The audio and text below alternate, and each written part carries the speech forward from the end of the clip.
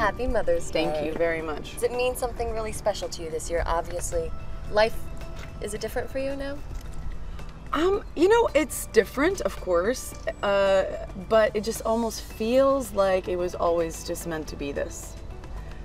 So it feels so just right. It's, yeah, different but amazing. And you're handling it so gracefully. You know, we saw a lot of pictures of you traveling here with baby Jackson, and you just gracefully went through the airport. Is it different now with the paparazzi around you because there is such a level of interest in mothers in Hollywood and their babies and what that line is? Have you found it to be a little uncomfortable? Yes.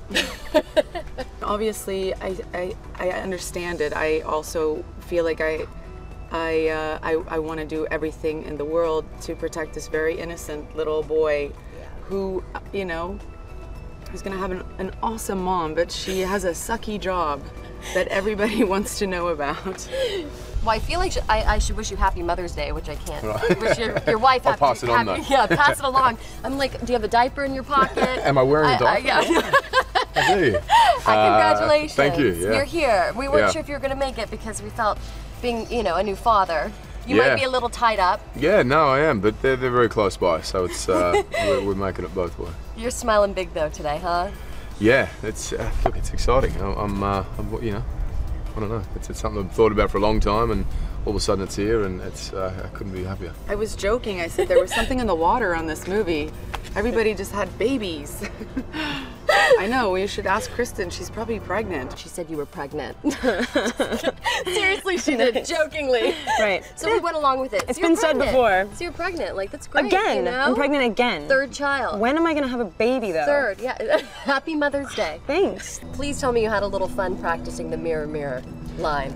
That And the face, I mean your face, a lot of your face says it all versus words. I mean, you must have really had a good time perfecting those looks.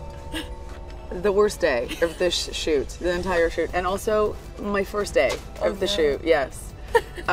Because we had kind of, we had grounded everything. That was the only part of the film that wasn't. It was very poetic from the fairy tale, mirror, mirror on the wall, and it's just like you've heard it a billion times, and it's kind of, someone said this yesterday, and I was like, that's actually really good. That's how I felt about it. I guess that's what it must feel like when an actor has to say Bond, James Bond. It's like you've heard it so many times. So, and it was our first day, and it was dreadful. Were you familiar with the fairy tale? Were you a fan? Yeah, I mean, I knew the fairy tale. I don't even know if it was specifically kind of read to me or from the cartoons, but we all know the stories one way or another. And initially, it wasn't, you know, I didn't jump at it, but then I read the script and it was actually such a different take on it.